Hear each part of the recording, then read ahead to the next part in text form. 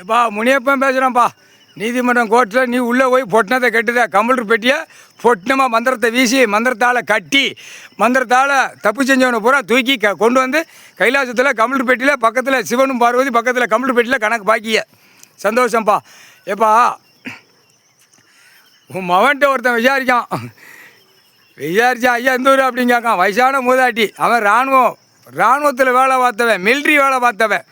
நாங்கள் இருக்கோம் ஐயா, எங்களுக்கு கேஸு ஓடிக்கிட்டே இருக்குது, தப்பு செஞ்சுக்கிட்டே இருக்கான், ஓடிக்கிட்டே இருக்கான். அதான் அந்த கேள்வி இவன் சொல்லுதான். நான் 10 வருஷம் ஆச்சு, நான் இராணுவத்தில் வேலை பார்த்தேன், எனக்கு மதுரையிலேருந்து நான் வக்கீலை கூப்பிட்டு வந்திருக்கேன் பாருங்க அப்படிங்க.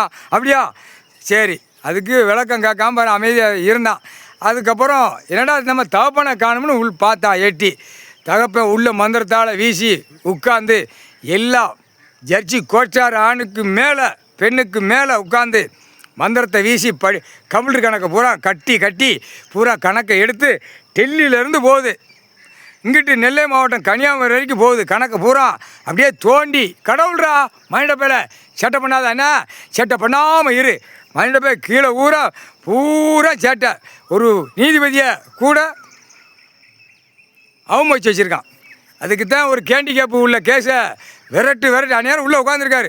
விரட்டுன்னு விரட்டி விட்டாரா, அதுதான் நாக்கை திருப்பி விடுவார் கடவுள், மூளையை திருப்பி விடுவார். ஒரு கேண்டிகேப்பு உள்ள வழக்கு ஆடுற நீதிபதி சர்ச்சி கோட்டார் பிடிச்ச விரட்டில் தப்பு செய்ததுக்கு வரக்கூடாது, அதுதான் கடவுள் அப்படியே திருப்பி விடுவார். உள்ள எல்லா நீதிபதி சர்ச்சி கோட்டார் ஆணு பெண்ணுக்கும் நாக்கில் உட்காருவார்.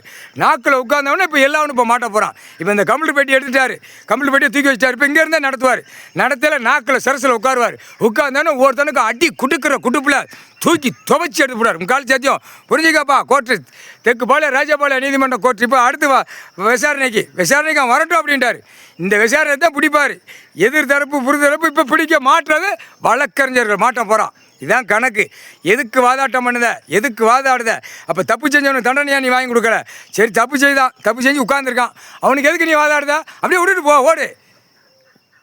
தப்பு செய்யாத வழக்கறிஞர் அவன் வாங்கி கொடுத்துருவான், தண்டனை வாங்கி கொடுத்துருவான். அப்போ முடிஞ்சு போச்சு. நீ தப்பு செய்கிறவனுக்கு ஓடி அந்த பேப்பரை வீசியிருந்தான்ல, ஓடு லொக்கடின்னு ஓடு, வாங்கு எனக்கு வாங்கு, சட்டத்தில் ஓட்ட இருக்கா. இதெல்லாம் எவ்வளோ பெரிய தப்பு தானே? தப்பு இல்லையா? சாப்பிடுதா, கடவுள் உணவு கொடுத்தார், சாப்பாடு பூமியில் விளைஞ்சது சாப்பாடு கொடுக்காரு வழக்கறிஞர்களுக்கு. நல்லா தானப்பா சாப்பிடுதா, நல்லா ருசியாக சாப்பிடுத. கடவுளை அவமதிக்காத நீதிமான் வந்து உட்காந்துருக்காரு, அவமதிக்காத. அதான் முனியப்பேன் நானே சொல்லுதேன்டா, வழக்கறிஞர் பக்கத்து ஊரில் கூப்பிட்டு சொல்லுதான், அதே காது கண்ணு தெரியாமல் ஓடுதிய. அப்போ உனக்கு அப்போ நீதிமான அப்போ நீ அவ்வளோ பெரிய தப்பு பண்ணி வச்சுருக்க, வழக்கறிஞர் நீ அவ்வளோ பெரிய தப்பு பண்ணி வச்சுருக்க, ஓட்டத்தில் இருக்க. சரி, நீதிமான் வந்திருக்காரா, எங்கே என்ன பார்ப்போம், அதை கொஞ்சம் காட்டுங்க ஐயா, பார்த்து கும்பிட்டுக்கிறது. அந்த மனம் வந்துச்சா உனக்கு? தெற்குபாளையம் ராஜபாளையம் உனக்கு வராது. பக்கத்தில் சாமி நிற்கும்டா, சாமி கடவுள் ஈஸ்வரம் வாங்கிட்ட எல்லாருமே நாங்கள் நிற்போம். புரிஞ்சிக்கோ, தப்பு கணக்கு பூரா எடுத்துக்கிட்டு இருக்காரு. உள்ள செயலரில் ஏற்றி போடுவார். முக்கால்